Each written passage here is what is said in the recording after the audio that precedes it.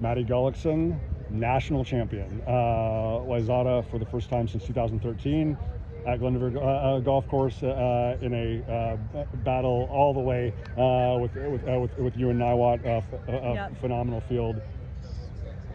Has that reality like completely washed over you in the time that you transitioned from Portland, Oregon and Glendoveer Golf Course to Balboa Park and Morley Field for the Brooks XC Championships?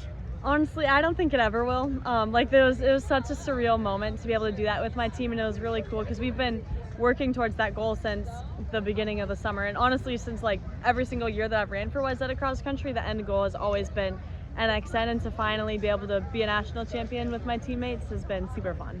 And for people that don't know, like if you're an elite Wayzata athlete, of which you are one of the all-time greats, that vision and that aspiration and that goal and that dream doesn't start as a freshman. It can start in 7th and 8th grade because of Minnesota's. So for that to now be a reality, we are not talking in ifs anymore, Maddie Gullickson. We are talking in it happened. Like how powerful is that? It's really cool. I mean, like I said earlier, this is our big goal of the season, and just waiting at the finish line and finally hearing that it was official that our team won was such a surreal moment. And then like being up there and holding the trophy, and you'd see so many great teams before you do it, that it's really cool to be able to see this is my program that finally did it. Like this is what we worked so hard for, and we finally accomplished our goals. Was a really cool thing to be able to do.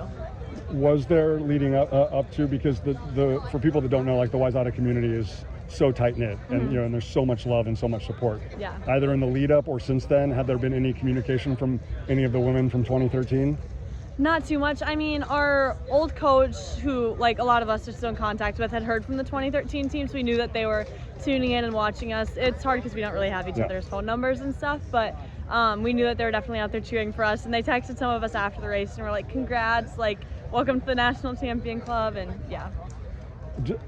Just that, right? Like there's, I mean, during that run like that Fayetteville-Manlius had or Saratoga Springs had, right? Like people get spoiled because it's championship after championship after championship. So the fact that it's 12 years, in between, a lot of those women are probably married and they have kids that they're training to be cross-country runners of their own. Like so, the fact that it happened 12 years apart, like just to remind not only everybody in Minnesota and the heartland, but in the country that it's like we didn't go anywhere.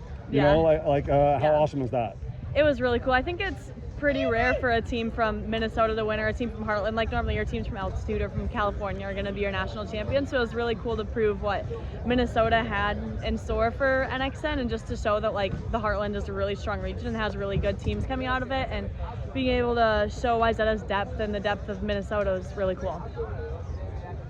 You have been so brilliant individually at all the big moments during the year. Obviously, Heartland Regional and Parkside, for the regional, and then for NXN. How happy are you just in terms of like, the training blocks in between, and the preparation, like to be able to hit every target in such a meaningful way? Most recently, 7th at NXN. Yeah, it's been really cool. I think it really shows the trust that I have in my coach and the trust that I have in their training for me. So it's been really cool knowing that my hard work can pay off, and like working through some adversity. In the summer I had a stress fracture in my foot, so kind of coming back from that and knowing that I'm still able to compete at a really high level and hit new PRs and hit new goals is really cool. Obviously you have been on a lot of strength courses, certainly Glendoveer required a lot of it from you and the group. I mean, in addition to heart and grit and will and determination. So when Maddie Gullickson is at Balboa Park's Morley Field and looks at that hill, what do you think? I just think of some of our courses in Minnesota. We have a hill on one of our courses that looks just like that, and it's really just going to be about getting really gritty and really digging deep, especially on that second lap. Like, it's not going to be easy for everyone. Everyone's going to be feeling it. Everybody's going to be huffing and puffing up the hill, but just really going up it fast and knowing that when you're at the top of the hill, there's not that much of the race left. So I look at it and it gives me excitement knowing that you're really going to have to dig deep there, but it's definitely going to be a tough one. Last thing, from having, a state race, the two regional races, now December 6th and December 13th, nobody at this time of year is fresh. But how have you felt like the body has not only responded, but sustained, to take on one more last great challenge in your high school career? Yeah, I've been feeling good. Our coaches prepared us really well, knowing that the end goal was the end of the season. So we really just were working on building a really strong base, and now finally tapering. It feels nice to not be going into a race right after a workout or something, and really being able to come into it fresh. So I'm feeling pretty good and ready for tomorrow. Well, she's already one of the all-time greats in Minnesota, and now she can call herself part of that national championship club. A very elite, only 14 women ever at Wayzata can say that.